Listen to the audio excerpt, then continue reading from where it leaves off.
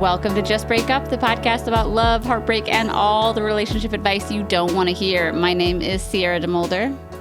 And I'm Sam Blackwell. And this week, we're going to tackle topics like butt stuff, workplace drama, and when the other snowshoe drops. That's a specific reference to the letter. That is You'll get it. So good. That is so good. You're so charming. God damn Absolutely. it. I'm priming. You know, that's like I a swear, teaser. You have a poetry career in you. I swear I do not. That was the only B I got in high school, was that I was in creative writing. We've talked about this. And the teacher didn't like my poetry. Oh, it was probably too melodramatic. Yeah, you know me. Well, no, I know teenage poets. That's who true. I love. I should say that. Okay, go ahead. But before we begin, we just want to give you our Surgeon General's warning, which is that Sierra and I are not licensed mental health practitioners, and we are just making everything up as we go along. We're just two people with opinions about other people's lives. Right. And those opinions don't have to be your opinions. So please take our advice as you see fit. We are not professionals. We are just here to offer our humble musings to hopefully shed some understanding and maybe some laughs on the incredibly rewarding but mostly confusing experience that is love. All right, Sam, this week's check-in topic is inspired by a letter the letter writer is anonymous faux therapist whose pronouns are she, her, who is writing to us from the void. And they write, recently, I felt like the basis of me and one of my closest friends, she, her relationship has been to dissect every interaction and word exchange with a friend he, him, she has feelings for. I feel like a terrible person, but I'm exhausted talking about him at length every single day. In the past 8 months, I don't think there's been a day that has gone by where my friend hasn't sent me a photo of their text conversation, a voice memo of their interactions, etc. I can't even count the number of phone calls we've had trying to decipher a comma placement. I'm struggling to balance being there for her, especially since she has a really hard time dating, and also not resenting her for this crush being the only thing she can talk about. Is there a delicate way to put up boundaries with a sensitive friend? So we are mashing that into a check-in topic about how to establish boundaries or how to redirect the energy when your friendship, it becomes a little too crush or ex or whatever obsessed. You know, we get a lot of letters. Situationship. We get a lot of letters that are like, my friend won't stop talking about their ex. I've been there for her. These are situations in which, like, you've done the good friend thing for a really long time, and you're, like the letter writer's namesake, you're moving into like this faux therapy position where you're just you're a receptacle for their processing of this thing, way farther beyond the realm of what would be expected of like a healthy, processing or relationship. For sure. We're talking about like been there, done there as a great friend for months and months. So, Sam, as the friend who listened to me talk about my exes and my issues forever, how would you lovingly tell me that this was no longer like serving our friendship, or like was turning into like a unhealthy dynamic that was sort of poisoning our friendship for you? I mean, all I can think of is that episode of Sex and the City when Carrie's talking about big too much. So then her three friends are like, you can't talk to us anymore. You have to go get a therapist. And then Carrie gets a therapist and she meets Bon Jovi. And then starts dating him. So that could be a possibility for your friend. Yeah. Okay, cool. I feel like I really struggle with this as well. Like, I think that this is something that is really challenging to navigate with a friend, because it's like hard to see a friend struggling in this way. And it's also like, I can't talk about this again. And I think practicing kindness is important, but kindness can also look like, hey, we're talking about this too much and it's making me like not want to hang around you Yeah, or like disengage. it's making it challenging for us to like spend time together because it's like there are other things for us to be talking about. Like I know that this is occupying a lot of your head, but it's not for me. You know what I mean? It's like this is your thing. And it's like also like that sort of obsession thinking. Yeah. Also probably isn't great for the friend either, right? Like that sort of like constant recurring thoughts about like, what is this person saying? How am I supposed to text them back? Like, ooh, what a rough place to be in for 8 months too. Like that is, that's a long time. We all fall into like patterns in relationships, friendships included, you know, where there are certain friends that I see that we always talk about the same things, you know. I always check in about her family and her kids or whatever. And that's just like the baseline of our friendship. And also, it's important that we challenge ourselves to break out of those cycles so that we can reach new intimacies, so that we can feel like our cup replenished. There were 2 things that you said that I really loved. One, I'm glad that you pointed out that this isn't just, you know, a lot of times we talk on this fucking show like, oh, put up a boundary. You know, this is an unhealthy dynamic. But I'm so glad you led with like, this is hard. This sucks. Because, you know, interpersonal relationships, you don't want to, I guess sometimes it almost feels like those healthy boundaries that we can talk about so freely on this show are really hard to employ and are also sometimes unrealistic, you know, to employ completely in not that they're impossible, but just that like, to our letter writer, like, you know, do I think you should say something to your friend? Yes. And I'll give you the number 1 reason in a second, but will it maybe change your friendship? Or will it maybe be received in not the best way? Yeah, maybe, you know.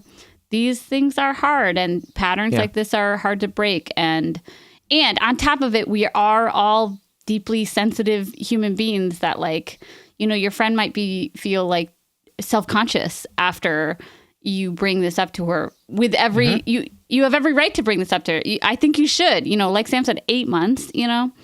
The other thing I loved that Sam led with is like, it's important to practice kindness, but kindness can be sort of pulling the shade off of your friend's eyes and say like, look, we talk about this guy every day. Every day I get this analysis, you know, so to reveal to her that this is sort of disintegrating the foundation of your friendship is kindness to yourself and her. And that brings me to why I think you should say something is, I joked earlier about Sam being the friend that like I complained to about all my exes forever. And I think the best times in my life are when I have been like lovingly shooken, like somebody has like lovingly like sort of shook me awake, you know, like, listen, maybe this is like an unhealthy cycle that you're feeding into. And it sounds like maybe your friend isn't necessarily aware or conscious or, well, they're definitely not aware that this is a ton of emotional labor for you, a constant source of labor for you. But they also just might not be aware of like how prevalent and how cyclical it is. And I don't know, I think that you can lovingly tell that to them. I mean, maybe we can practice a script really quickly, but just to say like, I don't know. How would you start that? Yeah, no, I'm thinking about times in my life where I've like had this type of conversation with a friend, and I think the thing that I try and do is like to help them or to ask them questions about like, is this working for you? Help them come to different conclusions. Yeah, of like, like, oh, we're talking about this text again, and being like, so are you enjoying doing this level of analysis on these texts, or like, is this relationship, this situationship, like bringing you what you want or need? Yeah. Or like, even like sometimes when it's like the person is like, I just can't tell if they like me. I just like keep trying to say it in different ways and they won't give me a straight answer.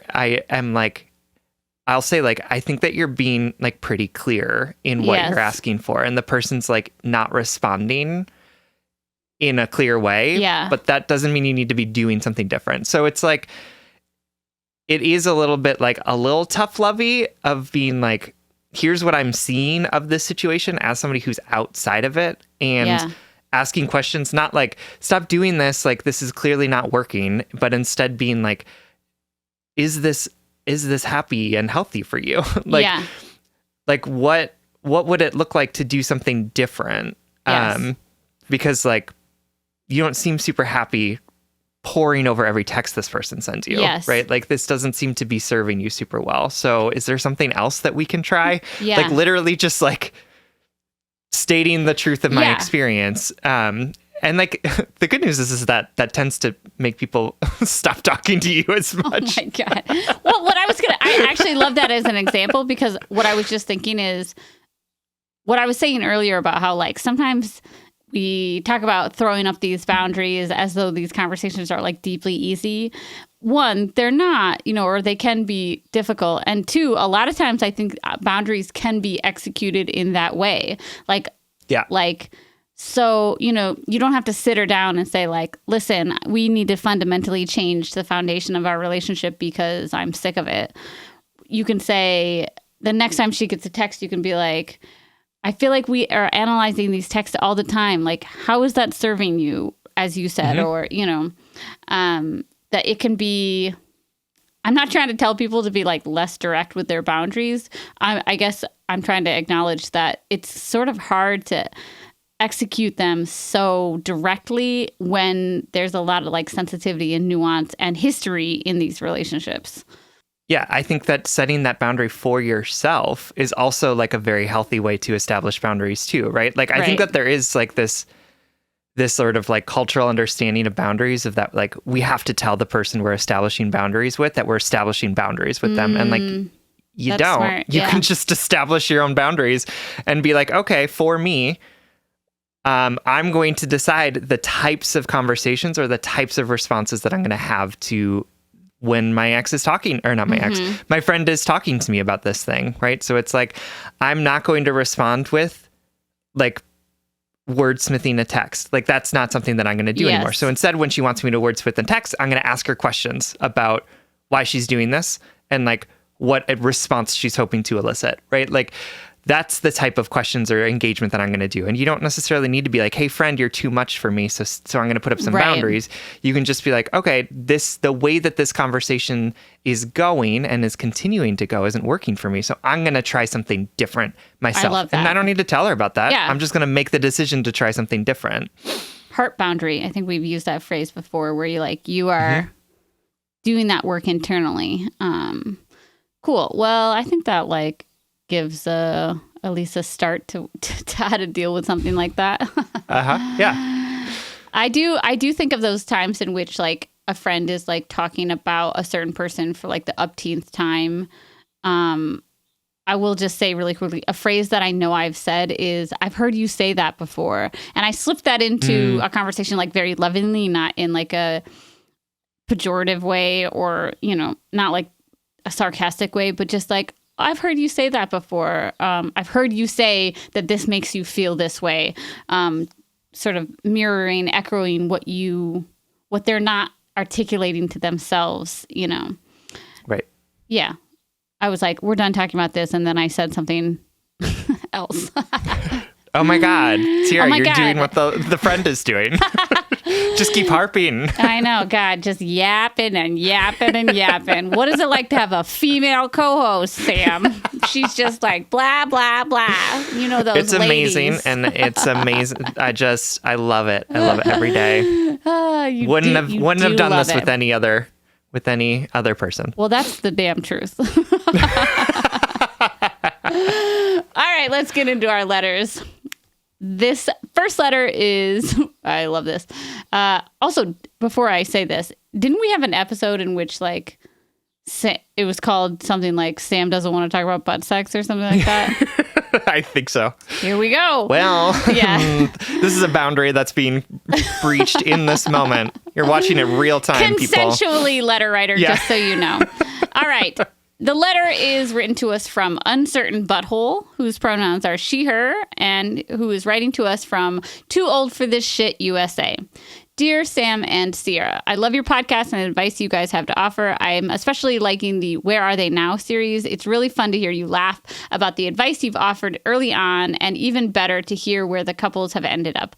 I've been finding a lot of answers and comfort to my own problem listening to the past episodes, but I thought, what the heck, let's submit my issue. I, 37, she, her, bisexual, have been dating my boyfriend, 33, he, him, cis, straight, for about a year. It was a pandemic relationship, as in we met during the time we both were living at our parents' houses. He felt like a lifeline out of our isolated, strange state. I had just left my job, moved cities and coasts, and then, with the pandemic, found myself even more isolated and locked in than ever before. I should mention that I moved home to a house I had inherited from my dad when he died 2 years previously. So, wow. It was an extremely tough year because the house was absolutely full of ghosts, of memories of him, both good and not so good. And it's extremely strange to me that this is now, quote, my house. And even now, 2 years later, it still doesn't feel like my space. Our relationship was a slow boil. I don't think there was a moment we, quote, fell in love. More like we gradually opened up to each other and grew more and more affectionate for one another. I have a bit of a sarcastic, abrupt, provocative sense of humor that can make me seem prickly and hard to get close to, except for the most courageous of souls.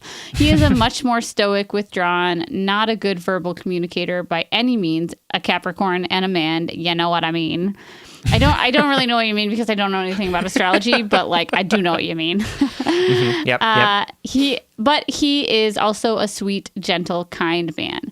I love his family, who are more communicative than he is, including his two brothers. I love his talent at being an incredible cook and hosting dinner parties for 20 people without it seeming to cause him any stress. I feel like he actually balances me out really nicely. The thing I'm really impressed that he can plan a dinner party for 20 people and not break a sweat. The idea of doing that makes me... I don't even know 20 people that I would... I don't even know 20 people that I would have in my house. Just kidding. The thing is, we have two major things going on. Number one, his major turn on is butt stuff. His butt and my butt. It's such a turn on that it's almost to the point of a necessity for him. I've been very brave with his butt, which is like a roomy, warm, enchanted carpet bag with a seemingly no end to it. Carpet bag. That's a lovely description. Yes. Seriously, she writes, seriously, you could fit a staircase up there. A staircase. My butt, on the other hand, my butt does not want anything to be inserted. Not fingers, not a penis. This has been compounded into a much, much worse problem because I seem to have a hemorrhoid, which is causing me to bleed during a bowel movement at least 20 days out of the month. This is awful. I have postponed getting it taken care of and instead tried fiber, fruits, water, quitting drinking, alcohol, etc. But if I do just one thing, slightly wrong, it's back. I think it's tied to my menstrual cycle as well. Needless to say, there have been times where it's been okay for him to finger my ass, but in the last 6 months, it's gotten worse with pain and pressure, and now it's a no-go. But also, I don't really care about having my ass fingered at all. It's not my fave. This came to a head last week. I decided I wanted to use a strap-on for him for my first time ever. He doesn't really like to instigate sex, so while I knew he had one and wanted to use it, I had to take the matters into my own hands and be like, we are doing this. It was so hot. I loved it. I kind of knew I would, but I just had a great time, and he sure did also. He uses this post-coital moment to tell me that he's, quote, been thinking about it a lot and he misses butt stuff. I'm like, excuse me? What did we just do? We talk about it a little bit. Again, a horrible communicator. And he misses fingering my ass. And he is thinking about it a lot and wondering if it is a relationship deal breaker for him, essentially. I had to pry all of this information out of him. He offered no productive solutions.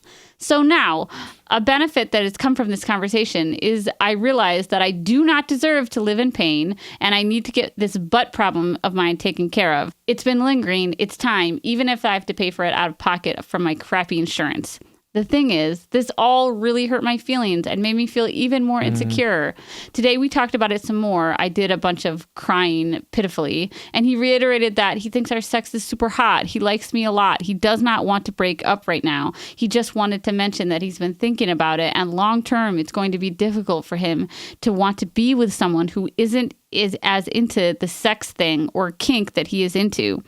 I should mention that his last girlfriend of 5 years was super into it, I gather. I'm extremely jealous of her, so this doesn't help me with matters at all. Problem number 2, I'm 37 years old. This terrifies me.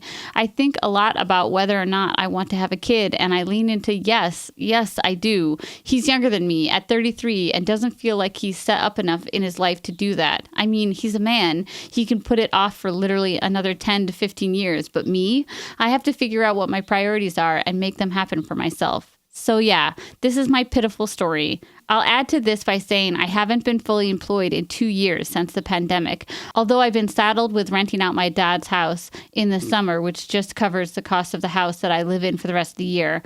I've mostly struggled with anxiety and a sense of unworthiness, although lately it's really morphed into depression.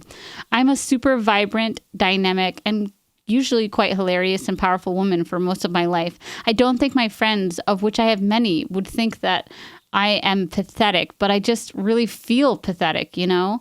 I don't feel like I can, quote, do better, aka, quote, find a better fit than this butt-loving, poor communicator man right now. And I don't think I have it in me to be alone and back out of into the dating world in my current sad state. And being told that my sexual personality might not, quote, be enough for this guy, it's really done a hard hit to my self-esteem. So what would you two do? Just break up? And if I'm not able to break up right now, what sort of things would you say to yourself and your partner during this current moment to ease what will eventually likely maybe be a breakup? I've always taken pride in being super upfront and direct with my partners and treating them with respect. I want to do the same here, but I'm such a needy mess at the moment. Thank you so much for the podcast. Uncertain Butthole from Too Old for This Shit USA. All right, Uncertain Butthole. Thank you. I'm sorry. I'm trying to like be nice and like offer you empathy, but I have to call you Uncertain Butthole. How about UBS? No, wait. Why is the S there? No, S. I don't know. I don't know why I put an S in there. UB. Thank you so much for writing. And I'm sorry that this is happening to you. First of all, I'm so sorry about the loss of your father and like all of the follow-up shit that has to happen from that too, of like inheriting this house and getting it all back up and all of the memories and all of that stuff. Like that's just a hard thing to be going through. On top of, you know, this unemployment that you've been facing since the pandemic, on top of your partner basically telling you that like, if you don't do the things that he wants you to in bed, then like he can't see a future with you. Yeah. Even though like it sounds like your body is like physically incapable of doing those things in this moment too, right? Like that's adding to the stress. Like, yes, like adding to the stress of like, also you have a hemorrhoid. Like, remember that? Like that's an also very stressful thing to be happening to your body too. So like you talk about how like you're feeling really anxious and feeling like really, sort of overwhelmed by all of this and like you're not feeling like yourself, and like yeah, absolutely, that makes sense to me because this is a shit ton of stress that you're under in this moment. There's like a lot of circumstances that I think one at a time would be a challenge for most people to handle, and you're like handling them all at once. Like it makes total sense to me that you're feeling that way, even as like from an outsider.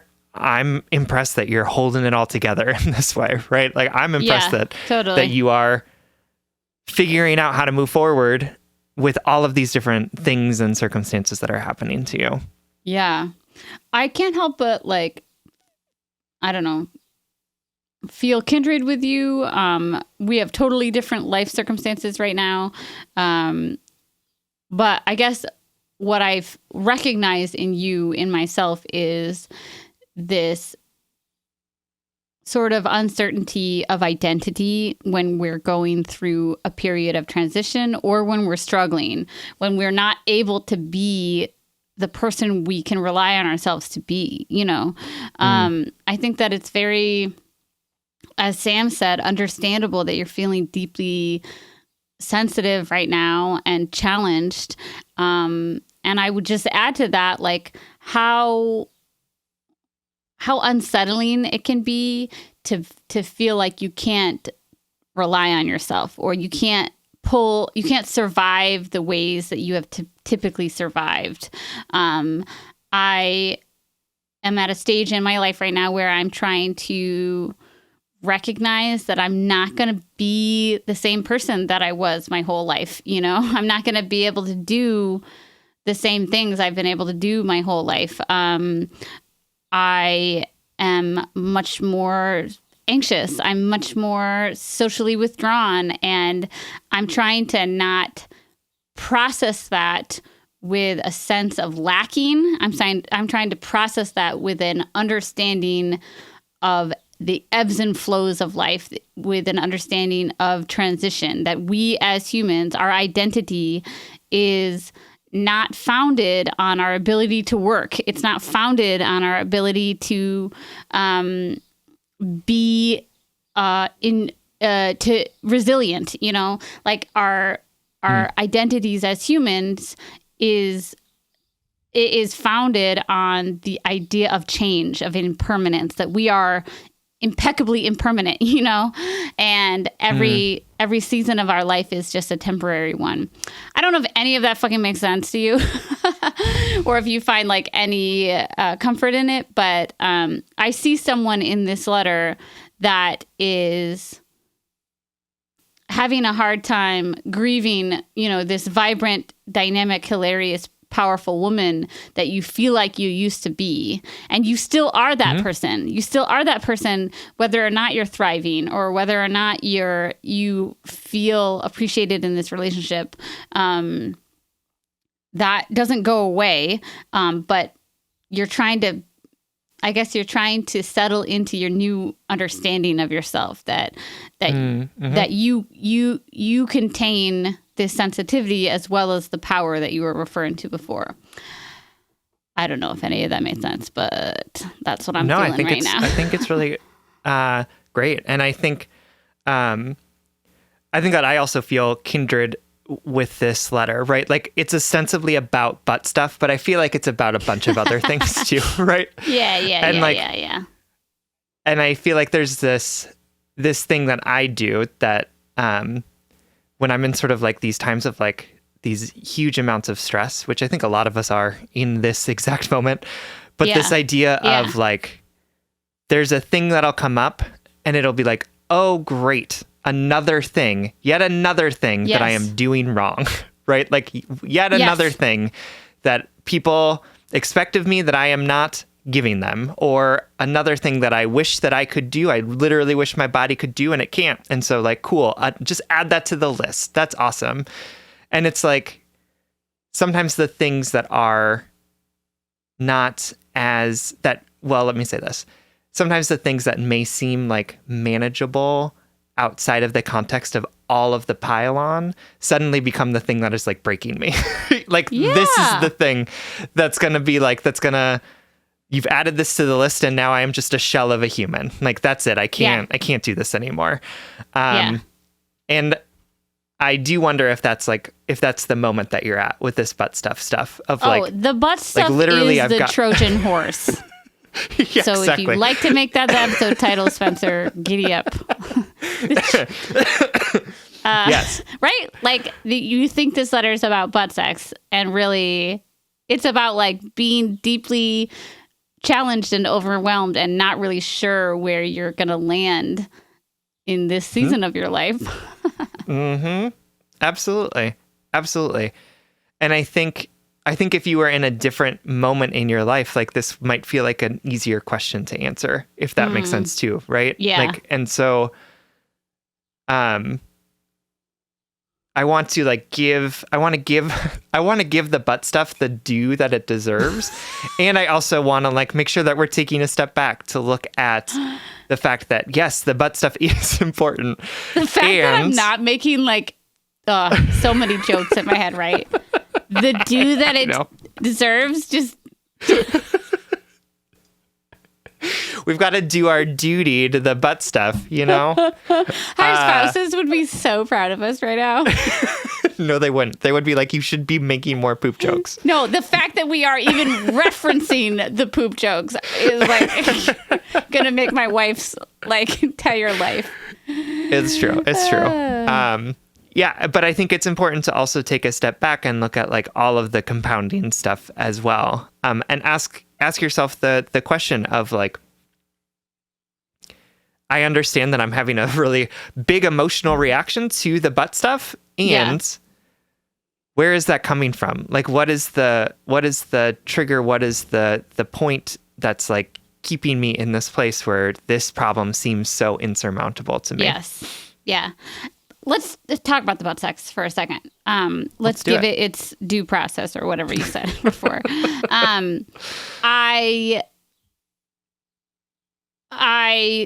We'll zero in on it. If this letter was just about the butt sex, this is what I would say. Your partner has a lot of things going for him, and also said something explicitly to you of I'm not sure if this is going to work long term because of this kink incompatibility. And so many relationships that we see in our own lives and on the podcast, I think this comes down to a compatibility issue. Do you feel, I think you said in a past relationship, Sam, something really eloquent about it's not about foregoing your boundaries for someone else. It's about, where is the give and take? Where's the ebb and flow? And where can we give to the point of comfort? And where does it get into the point of discomfort? And are you cool with I guess what is he asking for long term? And are you cool with it? Or can he give up of this desire? Where can he meet you in the middle? You said something really eloquent, maybe on a Patreon episode recently, about desire and consent and how do we negotiate our intimacy like this. Maybe you can remember what you said. Or you can subscribe on our Patreon for just $5 for a bonus episode every week. You know that I say things on the podcast and then immediately forget them afterwards. So I'm sure it was really great and eloquent.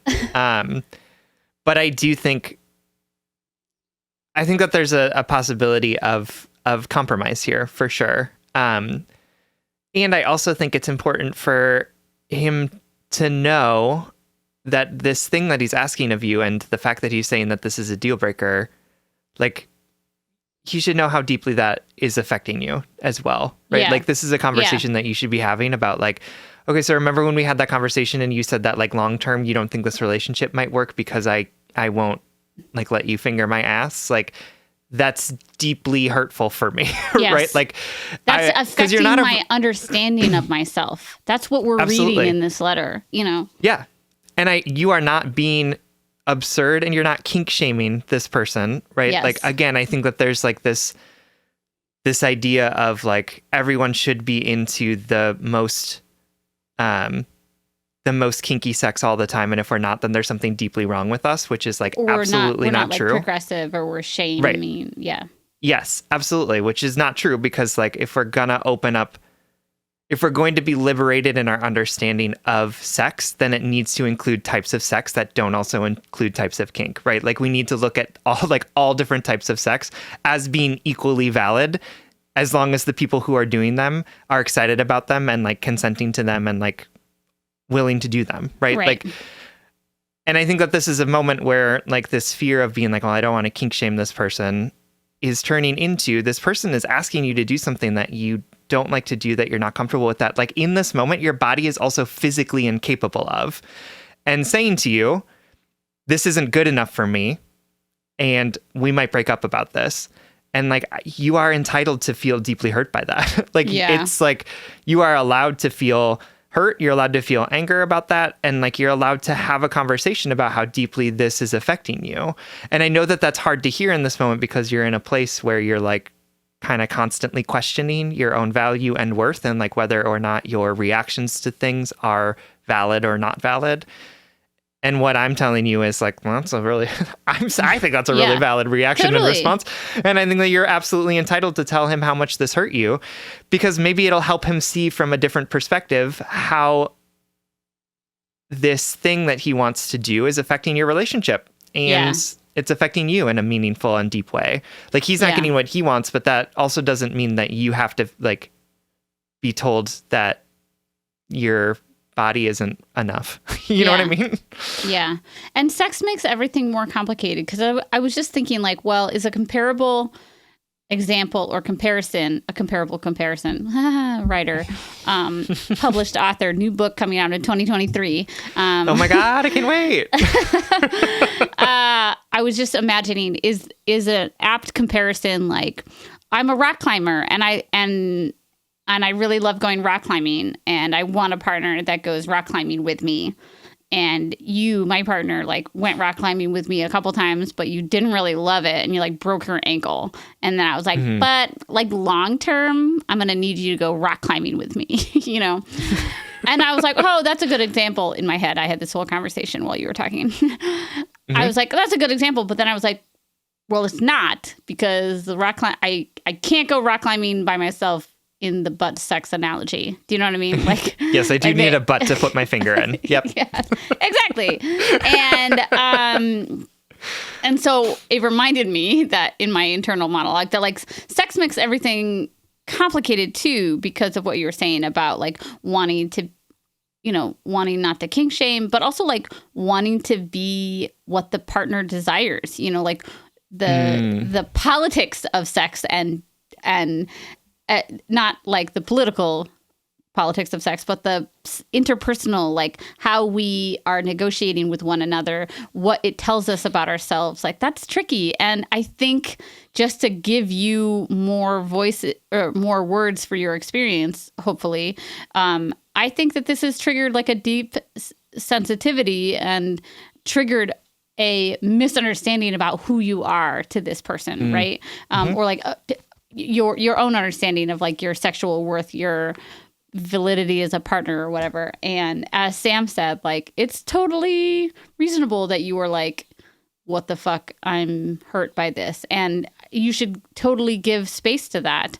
Yeah, I think that there's so much in this situation that is really complicated. And I want to also add to that complication with reminding you that like this person that you're with also isn't perfect, right? And that you are also committing to compromises in the relationship as well, right? So like, you know, he's not a great communicator, which you are saying like love him for that. And also like, I know that it sounds like you would also prefer somebody who is a better communicator.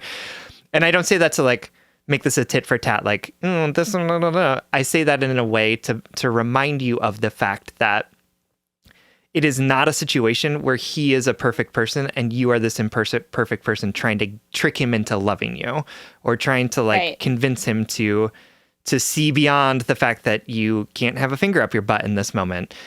And to say like, you are two imperfect humans who are coming into a relationship together. And so you both get to decide whether or not the compromises that you have to make given people's imperfections that are expected of all of us in all relationships are worth it for the relationship. Or the fact that like, you know, he told you this shitty thing about your body. Like that's also something that's like grounds for concern. Like that is something that could also be a deal breaker for you. So I say that not to like disparage him, because we're all imperfect and like that's part of who we are as humans. I say that in a way to like offer you a little bit more power in this, to say like, you also get to make decisions about what you want your relationship to look like. And you can also ask for different things in the same way that he's asking you for different things, right? You can say like, I don't like it when you talk about this, they're like breaking up with me because of my butt thing. So like if this is a deal breaker, you tell me now, right? Like, yes, we're not going to do this game where we pretend like it's something that could break us up in the future. Like that's not an acceptable thing for me. So these are all like conversations that you can have. And I know that it's really hard to come at those when you're in this place where it feels like your whole existence is a deficit. And I'm telling you right now that it's not. You got a lot to offer, even as you're struggling in this moment. And you deserve to advocate for those great things that you have to offer with this person who, despite all of this like butt stuff and poor communication, seems like a person that you like and that you want to be with, and that seems to be working well for you. Yeah. So I would say keep giving it a shot. Like, keep being vulnerable and recognize that the feelings and the hurt that you're feeling in this moment because of the things that he's doing and saying are worthy of him knowing and worthy of you asking for something different. Yeah, absolutely. All right, uncertain butthole. We hope that you are a little less uncertain, or at least that you feel seen and heard and validated. Thank you so much for writing. We love you. We love you. We hope this helps. All right, our next letter comes from Betrayed 20-something, please help me, whose pronouns are she, her, and who is running from Unemploymentville. Dear Sam and Sierra, I am always so grateful for your wise, older sibling type advice on every topic, and I'm in need of it now more than ever. As a fellow June 2nd Gemini baby, I'm crossing all my fingers and toes that the stars align and you answer this letter. I just broke up with my job. Well, actually, they broke up with me. I got fired. To make a long story short, I posted something not so positive on a private Snapchat story expressing frustration with a work-related project. I ended up waiting on a package all day, and it arrived at 7 p.m. on a Friday, meaning I had to work on Saturday to finish the project. And to beat, the box was soaking wet and the materials were misprinted. I was supposed to have those materials in hand earlier that week, and it was a general miscommunication that they got to me late. Here's where I know I went wrong. I am an external processor. I speak my every waking thought to my roommate, my boyfriend, anyone who will listen, and when no one is around to listen, I go to my private Snapchat story. I was home alone and no one was answering me, so I took to my Snap story to air out my grievances. I didn't direct my anger at any one person or program. I wasn't outwardly bashing a colleague or the programs I worked with at this organization, but I did verbatim say that the whole situation left me feeling literally homicidal. Obviously not my best choice of words. It was an inappropriate and gross exaggeration. If I could take it back, I would. This is where it gets messier. I was involved with these youth programs as a young person myself through all of high school and continued to volunteer through college. I know most of the people at this organization well, some of them for 10 plus years. I would otherwise never have had coworkers included on my private Snapchat story so that they could see it, or frankly even have them on Instagram. But because of the nature of my past involvement, 2 of my coworkers had access to this private story as well as 1 volunteer. I have known all these people since I was 12 years old. I am now 23, and they know me well in all my dramatic, over-exaggerating truth that vlogs her every moment on Snapchat and overshared on Instagram. I believe in showing up as my sometimes messy but authentic self on the internet. One of these coworkers saw my story where I was complaining about the situation and texted me that they felt it was inappropriate. I understood because it was, of course, relatively inflammatory language. I apologized and deleted the story after it had been posted for like maybe a max of 20 minutes. They took a screen recording of the stories and I asked if they were going to tell our supervisor or send the screen recording, and they said no. This was Friday night. On Monday morning, they called me and said they felt compelled to tell our supervisor as they are in a manager role, not my manager or anyone's for that matter, just a manager of a program that I worked with tangentially at this organization. They expressed that they didn't want to do it and they didn't feel good about it, but they had to report it. Then they went on to tell me a story about the time that they were written up in their first year of employment for what was, in my opinion, a much bigger deal. Monday afternoon, my supervisor called me and said she was setting a meeting with the CEO, herself, and me for the following day because it was a breach of personnel policy. Tuesday morning at 9 a.m., I went to our regular staff meeting, and at 11:15, I was fired. The CEO, there's no HR department, it's a small organization with less than 20 employees, told me that it was very alarming that I was talking poorly about the organization publicly and that it went against their social media policy. Therefore, I was terminated immediately. I had never once before written up, given a formal or informal warning about my behavior or job performance. Other employees regularly post things on their private Snapchat or Instagram close friend stories that violate the social media policy, including the person who reported me. So I guess my actual point is, how do I move forward in this friendship with someone who knowingly reported my breach of personnel policy, even though they themselves regularly do it? My petty instincts are screaming block, block, block, but I'm not sure if that will solve anything or make me feel better. They haven't reached out to me beyond saying that they are here if I want to talk and hope I'm okay, which one, obviously I'm not okay, and two, they are the last person I want to talk to about this. I've never been fired before or even really struggled in a job very much at all, so I'm feeling very vulnerable. The person who reported me is several years older than me, married and established. If they were fired, they have a spouse to keep them afloat. Yet here I am immediately worried because this inconveniently happened the last week of the month, and my insurance is going to expire, and I have to pay rent by the end of the week.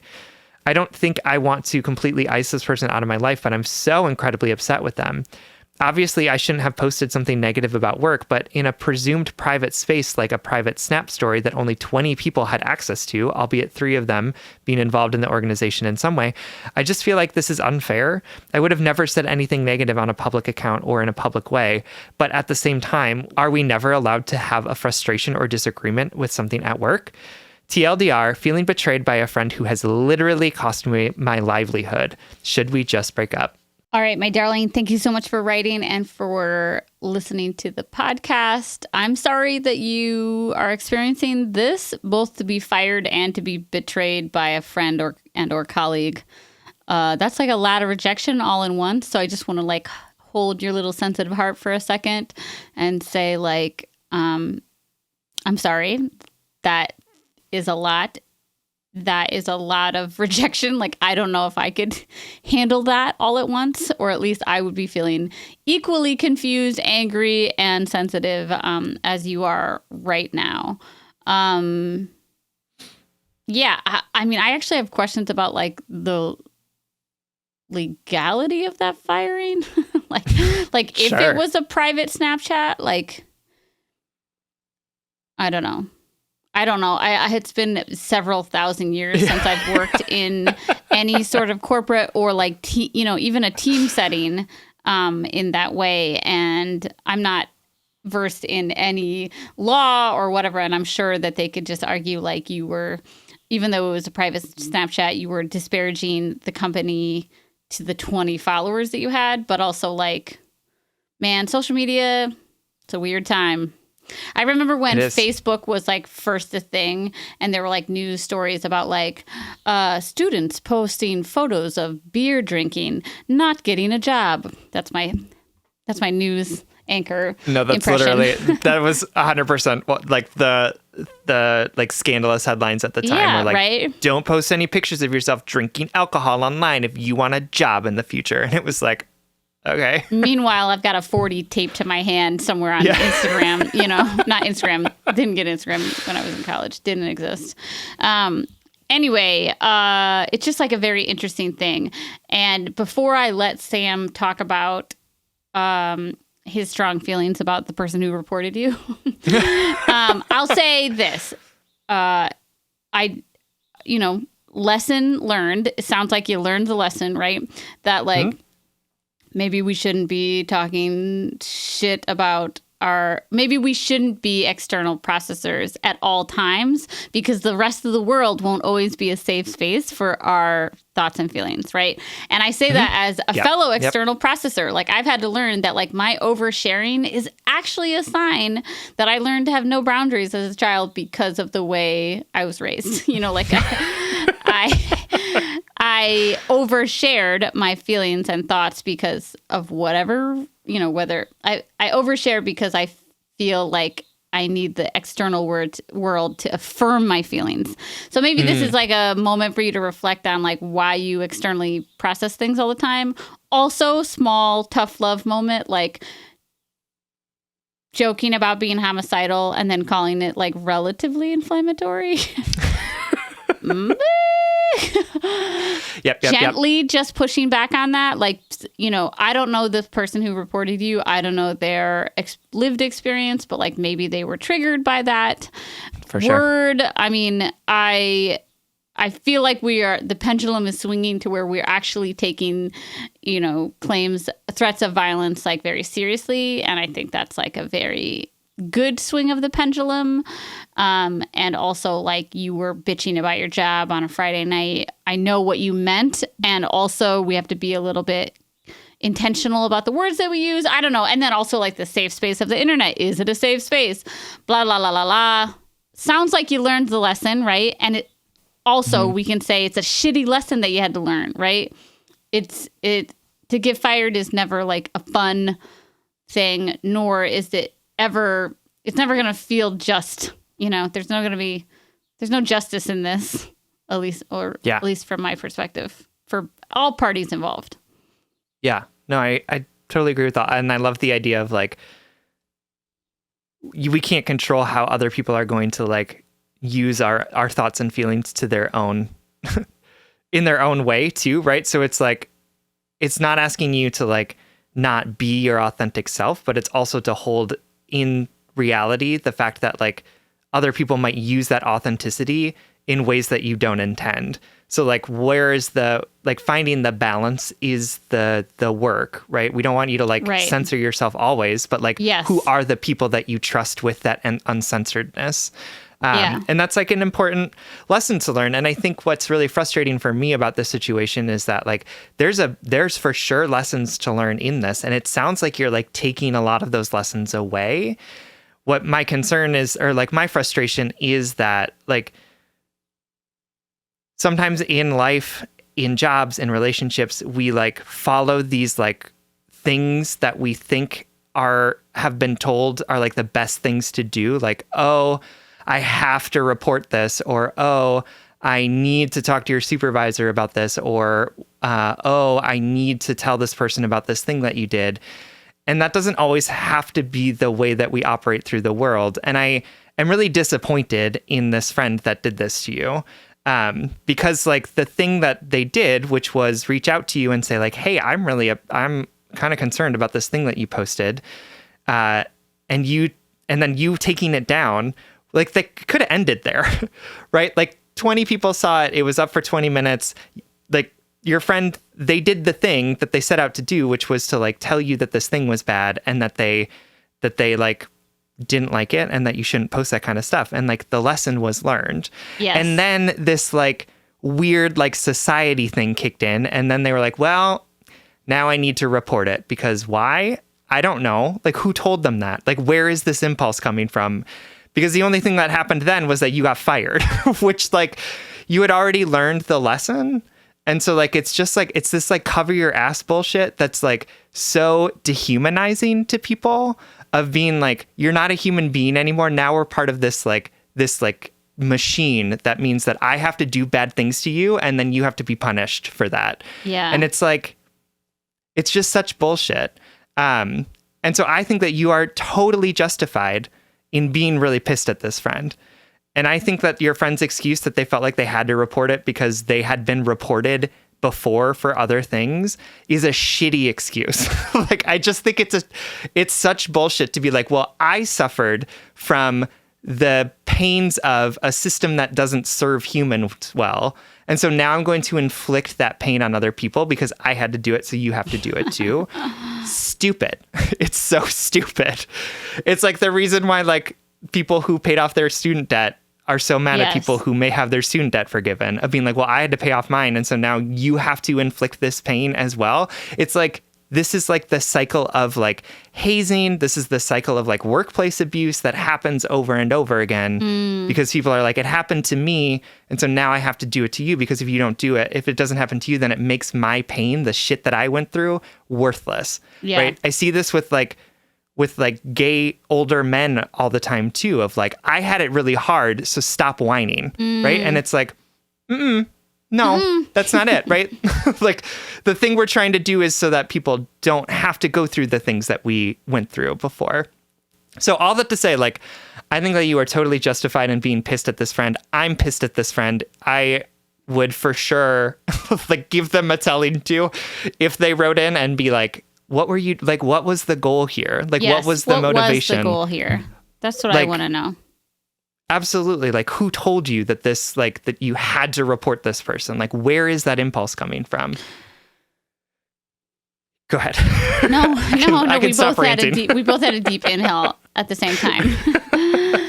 I think I instinctually agree. I also am just thinking like, this is a perfect example of what we get on the podcast is that like we don't have access to what this person was thinking. We don't have access to the Snapchat story. We don't know what was said or what the history is here. But on the surface, how about that? On the surface, you have every right to be like, friend of mine, you came to me, I took it down, and then you felt the need to extend the lesson. I like that you said, like, lesson learned. I took it down. I was like, that was dumb of me. I took it down. And then something was extended. So regardless of how the HR department interpreted your Snapchat or whatever the fuck was your friend was thinking, at the core of this relationship, they felt like you couldn't just have a communication between the two of you that was enough. And so you have every right to say, like, well, Sam said, give them a talking to, but I'm just like, maybe they're not a safe friend, or like, maybe they're not, how about this? This is what I'm confident in, my darling friend. You have every right to feel betrayed, period. Yes. You have every right to feel betrayed, and you have every right to be like, fuck, like, this is how I pay my bills, you know? So, like, do you just break up with this friend? Yeah. I mean, do you see being able to forgive them for this? Maybe that's the question. Mm-hmm. Can you? And when do you see that forgiveness happening too? Right? Yeah. Like, at what point can you be like, cool, I understand and I accept your choices, and also like I'm still mad and I still got to pay my insurance. You know, for my insurance now, I got to pay my rent. So, yeah. This sucks. Yeah, it absolutely sucks. And there are conversations you can have with this friend about how you're feeling in the situation. There are things that you could be curious about, too, of like, why did you feel the need to do this? And like, were you thinking that like this could get me fired and that I like wouldn't be able to make rent this month? Yeah. What were the things that were going through your head? Because like, this is what happened. And this is another instance where you can just establish some boundaries around how you interact with that friend, and you don't necessarily need to tell them, right? Yeah. Like, you can take them off of your private Snapchat. You can respond. I would do that immediately. Like, absolutely. They should be gone for sure. Like, yeah. I think if I were in your shoes when they sent that text message that was like, hey, I hope you're okay. I'm here to talk if you need to.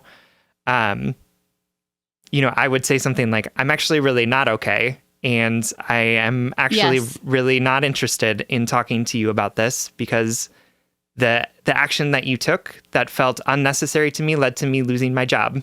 And that is making me feel betrayed. It's making me feel really upset. And I'm honestly really angry with the fact that you decided to report this to other people after we had a conversation where I understood and heard what you said and changed my behavior, right? Yeah. And took down the story. Right? Like, I think you saying your piece is absolutely justified in this. Like, again, like, we don't have to be snarky about it. We don't have to be like, blah, blah, blah, blah. But I think that, like, it's totally valid for you to want to make your emotions and feelings known to this person. Yeah. It's also totally valid if you don't want to make your emotions and feelings valid or seen by this person, right? So it's really up to you. But I do think that like establishing some protective boundaries around how you interact with this person and like what parts of your life they have access to is like totally fine with me. And take this lesson to heart. You know what I mean? Take this lesson to heart about like, maybe don't talk about being literally homicidal on your Snapchat story about people in your life, just in general. Like, and I know that you're an external processor, and I know that like we're in an age now where like exaggeration is like the way that we all communicate with each other. Like, it's like, I'm literally dying like all the time. And it's like, no, you're literally not. Like, you're still living. And just like recognizing that, and take the lesson about like who is in the inner circle, right? Like, not in a way of saying like, don't trust people anymore, but to think about like, when we're online, when we're on social media, right? Like people have access to us. People have the access to the things that we say, and they can use those things to their own purpose, right? Like tell their own story with the things that we're saying. And being mindful of that. Like who do you trust with your story? You can be big, you can be authentic, you can be an external processor.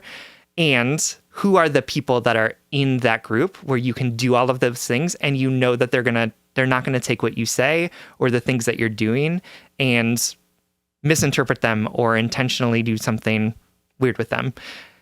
And again, like, I don't know the story of this coworker, and I don't know what if they were triggered or like what happened to them in the past with their own sort of being written up, or like what their impulses or motivations were for doing this thing. And it's important to know that like we can be careful with whom we are vulnerable, right? Like who's in the arena with us? Who do we trust? Who's gonna take us at our word? Who's gonna give us the benefit of the doubt? And to be careful about knowing who those people are and who you're gonna sort of expose those ramblings to. Yeah, we expose them to like 10,000 people a week. Yeah, right. I'm giving this advice to myself. Instantly have a panic attack. Yeah, right. All right, my darling. This sucks. We're in it with the suckiness with you. And we hope that this helps. Absolutely. Thank you so much for writing. We love you. All right. This last letter comes to us from Holy Shit, first name. That just happened, last name.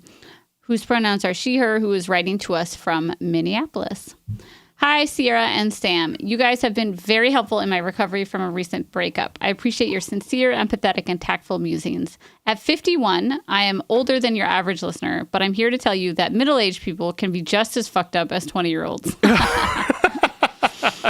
About a year ago, I reconnected with a friend on whom I've had a crush on for years. He is in his late 50s, and he informed me that his 25-year-old marriage was ending. I knew he was devastated by this and was nowhere near over it, but I ignored those glaring red flags and succumbed to my desire to start dating. For the following 8 months, we grew closer, had a ton of fun, lots of adventures, and amazing sex. All the time we were dating, he was planning a trip with his teenage daughter. They were going to spend a month in Italy. He's not rich, but he planned a lot of low-cost accommodations, Airbnb, couch surfing, possibly sleeping on trains. So not a luxury trip, but quite an adventure. 2 weeks before his departure for Italy, he and I went on a romantic snowshoeing trip. Yes, that is possible. Very cute reference to the snowshoe drops. Yep, got it. During this mini vacation together, he informed me that his daughter had canceled. He said, I knew you couldn't go, so I invited so-and-so. She's a welder and doesn't have work in the winter, so it's perfect. This woman, who shall remain anonymous, is about half my age and very attractive. He and I met her at a campground last summer. Apparently, they kept in touch since that meeting. Shortly after dropping this bomb, he asked me what I thought would constitute cheating under these circumstances. Because my reaction was mainly sobbing, he repeatedly told me to relax and that I needed to rethink my definition of relationships. He assured me that he was not abandoning me and that a long-term relationship with this woman was highly unlikely as she lives in another state. He also claimed that this trip would allow him to learn about Italy so he could provide a better experience for me to go with him someday. That is the audacity of that one. Let me tell you, I'm going to learn about this hotel room so that I can provide you a better experience of this hotel room later after I'm done with this other person. Yep. Yeah, the audacity. It's just... I was stunned and heartbroken and called bullshit on his, quote, reassurances. I told him I told him he was asking too much of me, ended the relationship, and blocked him. That was a few months ago, and I'm still struggling. I feel like his treatment of me was reprehensible, but I miss him terribly, and I miss the fun we had and the friendship I thought we had, not to mention the sex. Sad face. Looking back, I realized he and I had never defined our relationship. I'll admit I was scared to do so because I thought it would ruin a good time. I've stayed strong and continued to block him, but there's a nagging part of me that wonders if I did react in some unnecessary, old-fashioned, closed-minded way. Like, maybe I don't get how the kids do it these days. Is there any world in which his actions are acceptable? I'd love to hear your thoughts on this. All right, my darling, holy shit. There is a world in which his actions are acceptable, and that is a world in which you two had a discussed open relationship. Yeah. Yeah, sure, there's a world in which what he did was totally fine, and that world is one in which you are consensually in an open relationship. And yeah. Also, like the new, like older Sierra would say what I just said. New Sierra, meaning Sierra, who has done this podcast for 4 years, is like the world in which his actions are acceptable is this world, right? The world that he did it. Like, we have to accept them because he did them, but your reaction to him was totally acceptable as well. I love that you said, you are asking too much of me. I cannot do this. I don't want to be in a relationship with you in which you are unfaithful in this way. That I guess I can tell that you're doing a lot of work to question what about his actions were acceptable or unacceptable, but it sounds like you're doing even more work to sort of question whether your response was acceptable. And it totally was. Yep. Totally Absolutely. was. It's not old-fashioned or closed-minded of you to say, I don't want you to do that. I don't know. Right? Yeah, absolutely. No, and I think part of my issue too with his response as well is that you had a pretty, I think, justifiable reaction to this of being like hurt and angry and being like, we've been seeing each other for 8 months. Like, it would have been nice to know that you were like taking another person to Italy for a month, right? Yeah. Like, to be clear, it's not like he's like going on a date with this person. Like, he is like also literally taking her to a foreign country for a month. I'm going to be a huge asshole and say, like, was it a trip with his daughter? Like he's planning this the whole time. Wow. But I'm just like a hurt, skeptical person when it comes to like sketchy, like, would your daughter this is where my thought process goes. And again, like, I don't mean to add fuel to the fire, but like, what would cause your daughter to cancel a trip to Italy so last minute? I mean, right. Sure, there are huge things, but like, what would cause a month-long trip, a cancellation? I mean, it would have to be a huge thing that would... maybe I'm just looking for more ways for the universe to hurt me, but I'm skeptical of it. Yeah. Sorry, what were you saying? No, like, I think it's totally valid for you to have this response of being like, what are you doing? Like, why are you inviting this other woman who is very attractive and younger than me to this like trip to Italy for a month? What I think gives me the most pause is the way that he responded to that reaction. Yes.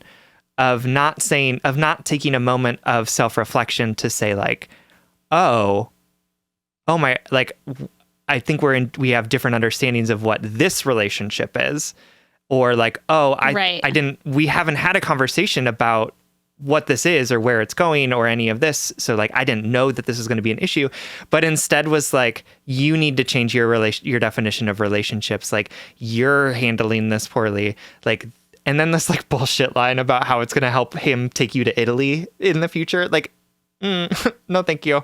Right. Like, that is we are often going to have miscommunications with each other. Like, that's like a very normal thing for us to have. And we're going to have different understandings of what our relationship is and what the boundaries and edges of our relationships are. Like, because we're two people in relationship with each other. Living two different realities. Yep. Absolutely. The issue is that like, when those things butted up against each other and you had like a very understandable emotional reaction to that, like he was like, everything about you needs to change, right? Like we don't need to find a way to like get into alignment with about what we want to do or where we're going or what's happening. Instead, it's like, you need to change. And also, this isn't a big deal because what's going to happen is I'm just going to take you to Italy later and it's going to be better for this having happened because I'll know more about Italy or whatever. So like stunned, heartbroken, and also like not seen is the big issue here for me, right? Like the fact that he like so readily, easily dismissed how you were feeling about the situation. That's the biggest red flag for me. So I don't think you're overreacting to like not want to talk to this man anymore, right? Yeah, because like this conflict came up and he didn't handle it super well, and like you ended up being more hurt by it. So I don't think that you're overreacting by blocking this person and not wanting to talk to him anymore, or saying like this is the end of the relationship, because not just because you did this thing, but also because when you saw how much this hurt me, you responded in a way that was like, it's your fault for being hurt. You know what I mean? Like, yeah. Here's another reason why I think the trip was always planned with this. Sierra's like not even listening to me.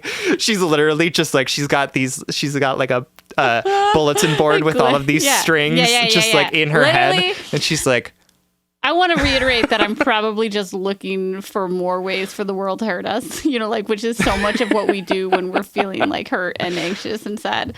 We just like find more pain. But 2 weeks before the trip, what about the daughter's ticket? You know what I mean? Like, and this person, that's not easily transferable. Mm-mm. No, it's not. No, it's not. And whatever.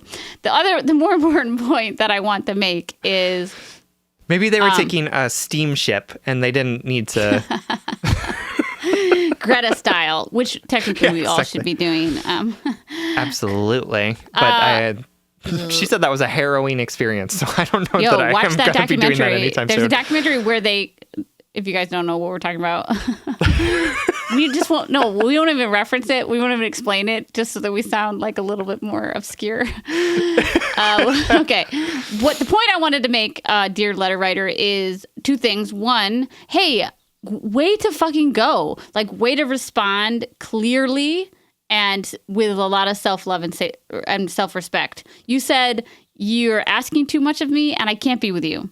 Wow. Mm-hmm. You want to know how many times I wish I did that over my lifetime? Like, I'm learning from you. Right. I'm proud of you. I think that you should take a moment in this pain, because of course you're missing these good things, right? Because the good things, quote, like, they just feel better than the absence of them, In this pain, I just want you to say, like, I was strong. I stood up for myself. I maintained my self-respect, and I prioritized my self-love, right? I did those things. I'm a fucking badass. The second thing I want to point out is you're looking back on the relationship and trying to find the way in which it went wrong. You went wrong, like, did I overreact? Was I not cool enough or young enough or whatever you are telling yourself? You're doing the thing that we all do, which is replay it and try to find a path in our brains in which it wouldn't end up the way it did, And something you wrote in the letter was, I realized he and I never defined the relationship. And then you said that you were scared to do it, and so you didn't do it. So what that tells me is that you're looking back and saying, this is my fault. I didn't determine the relationship. I didn't, what is it? DTR is... define the relationship? No. There was a debate on our Facebook group. Thank you to the folks who started that debate. Our private Facebook group, if you want to find it, it's just Breakup Pod private group or something like that, where members post about their questions and comments on the episode, and they get advice from other listeners. It's very adorable, and I love it. Anyway, there was like other people apparently think it's determined the relationship too, so I'm cool and hip. That's great. When I Google DTR, all of the results that come up are define. Eat my butthole, okay? You would love it. You would really want me to, I bet. That's weird. That was like the weirdest exchange we've ever... I don't think I've ever said that as an insult. First of all, it's not an insult to eat somebody's ass. Second of all, you've never offered me a sexual act. Like, I'm just like deeply confused by that We're just, it's the end of the episode, folks. Okay, what I was going to say is what this is telling me is that you feel like if you had determined the relationship or defined the relationship, whatever the kids are saying these days, this wouldn't have gone this way. But guess what? I actually think it would have. Or like we'll never know, I guess is the more important thing. But I don't want you beating yourself up for a lack of action that somehow led to his action. He's a grown man. He's been grown. You know what I mean? And he made these choices and he presented this dynamic in your relationship and you responded to the best of your ability, which I might add was like peak ability. You stood up for yourself. You said, I don't want crumbs. I don't want this. I don't want to be with you under conditions that don't feel good to me.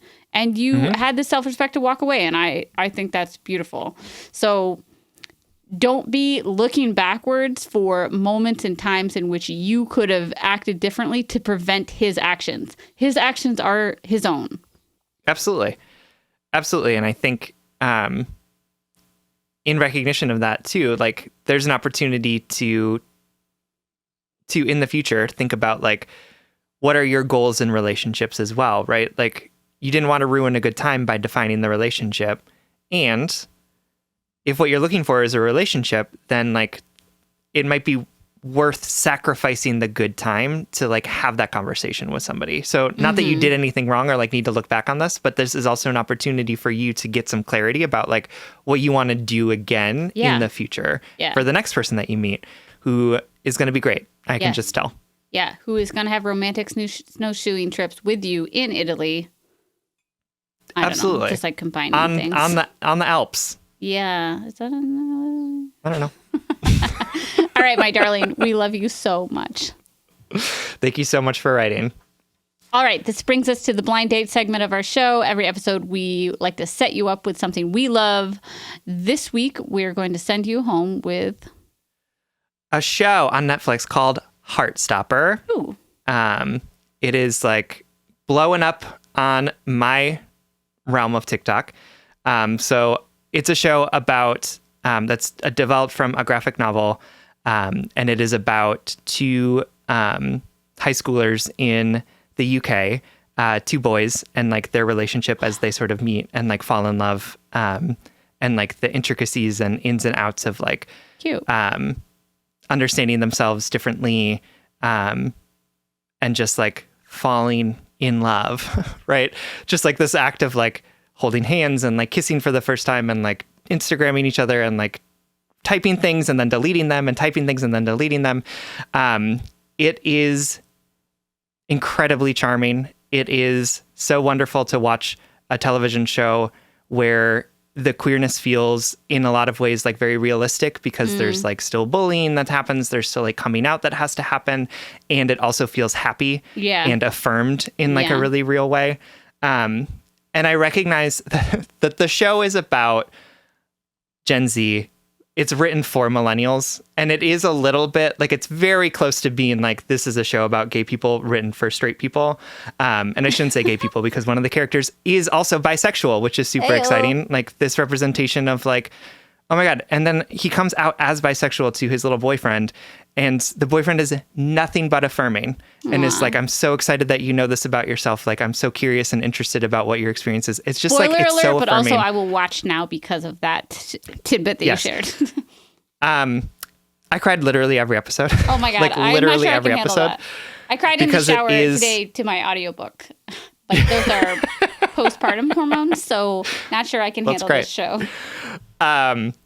Because it's so wonderful to watch something that felt really authentic to my experience as a young person coming out in a way that felt like fraught and okay, right? Like, and just this thing of like, I've talked about this before with other things that I've watched, but I often have this experience of where I've watched a story that feels really familiar. Like it feels like it's been told in like multiple different ways about straight people, and then watching it with queer characters and having the experience feel worlds different, right? Of this like moment of suddenly being like, oh my God, this is for me, right? Like, not like, oh, I'm trying to like fit my experience into this understanding of what's happening, but instead be like, oh, I'm seeing myself reflected back to me in a really meaningful way. And that's why all of the crying was happening, because God, I'm crying just listening to you talk about it. If the show had been about like a straight couple, I would not have had this outsized reaction to it. But because it's like, this is, I think, for me at least, the first time that I've been seeing something so pure and like charming and cute, like just like played out for me, that it's just so emotional to watch, because it takes me back to those feelings of excitement about first love, about like, am I going to hold this person's hand in the movie theater, in ways that's like, oh, I'm not the only one that this ever happened to, right? So I love it. I know that it's like having a big moment right now. I'm really afraid that there's going to be like a backlash to it. Like, I'm a little bit nervous that like people in 4 months are going to be like, oh my God, Sam's talking about Heartstopper. What a joke. That's true of like literally every episode and everything we say ever. Right. Oh, absolutely. But I loved it. It's charming. It's amazing. It's 8 episodes long. They're only a half hour long. It took me like a month and a half to watch because I would cry every episode. So I like couldn't handle watching another one afterwards. That's so relatable. But check it out. It's Heartstopper. It's on Netflix. And Peter read the graphic novel and he said it was also very good. Cool. So check that out as well. Awesome.